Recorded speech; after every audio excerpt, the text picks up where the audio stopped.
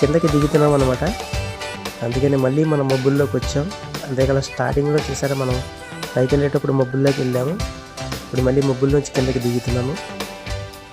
ఈ వీడియో నిజంగా చాలామందికి ఏంటిలే అనుకుంటారు, బాగా రిచ్ ఫ్యామిలీకి, అదే మా మధ్యతరగతి ఫ్యామిలీకి అయితే చాలా థ్రిల్లింగ్గా అయితే ఫీల్ అవుతారు.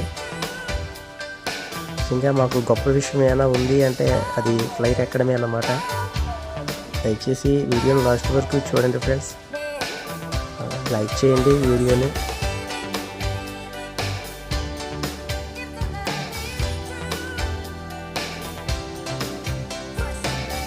చూడండి ల్యాండ్ అవుతుంది అన్నమాట. ఇప్పుడు కిందకి దిగుతుంది ఫ్లైట్ అయితే.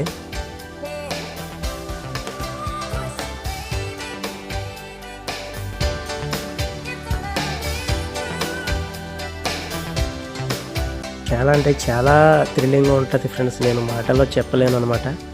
అంత బాగుంటుంది ఈ ఫ్లైట్లో జర్నీ అనేది. నిజంగా చాలా అంటే చాలా హ్యాపీగా ఫీల్ అయ్యాను నేనైతే. చూడండి పెద్ద పెద్ద బిల్డింగ్స్ ఇంత చిన్నగా కనిపిస్తున్నాయి చూడండి.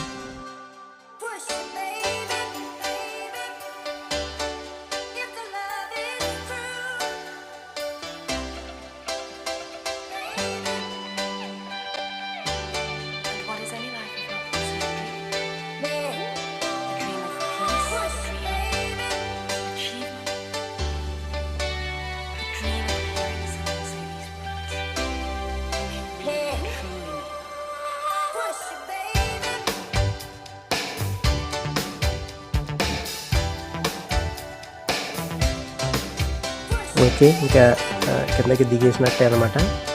చూడండి ఒక్కసారిగా ఫ్లైట్ అయితే కిందకి ల్యాండ్ అవుతుంది. అక్కడే కొంచెం టెన్షన్గా ఉంటుంది. ఆ తర్వాత మళ్ళీ మనకి రన్వే మీద వెళ్ళడం పర్లేదు, కొంచెం సులభంగానే ఉంటుంది.